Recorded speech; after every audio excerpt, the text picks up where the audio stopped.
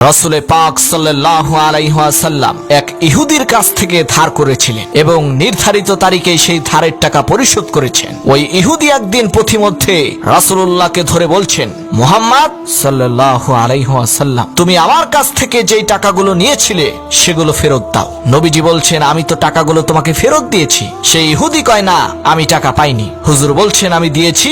আর সেই ইহুদি বলছে, আপনি দেননি। এমন সময় একজন সাহাবী এসে বলছে, হুজুর, এখানে কি হয়েছে? হুজুর বলছেন, এই লোকটার কাছ থেকে আমি টাকা ধার নিয়েছিলাম, টাকাটা ফেরত দিয়েছি, তারপরও সে বলছে আমি নাকি টাকাগুলো ফেরত দেইনি। সাহাবী বলছেন, হুজুর, আমি জানি আপনি টাকাটা ফেরত দিয়েছেন। হুজুর বলছেন, তা কি করে হয়? আমি যখন তার কাছ থেকে টাকাগুলো গ্রহণ করেছি তখনও তুমি এখানে উপস্থিত ছিলে না, আর যখন আমি তাকে টাকাটা ফেরত দিয়েছি তখনও তুমি দেখোনি। তুমি কি করে বলছো আমি টাকাগুলো ফেরত দিয়েছি? তুমি যে সাক্ষী, এর প্রমাণ কি? সাহাবী বলছেন, ইয়া রাসূলুল্লাহ, আমরা আল্লাহ তাআলাকে চিনতাম না, অসংখ্য মূর্তি পূজা করতাম। আমাদের বাপদাদারা 14 গোষ্ঠী মূর্তি পূজা করত।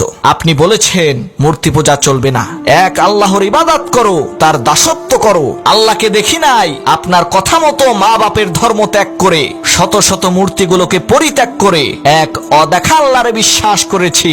আপনি বলেছেন ফেরেশতা আছে, এই দুই চোখে কখনো দেখি নাই, বিশ্বাস করেছি। আপনি বলেছেন জাহান্নাম আছে, জান্নাত আছে, জীবনে কখনো দেখি নাই, বিশ্বাস করেছি।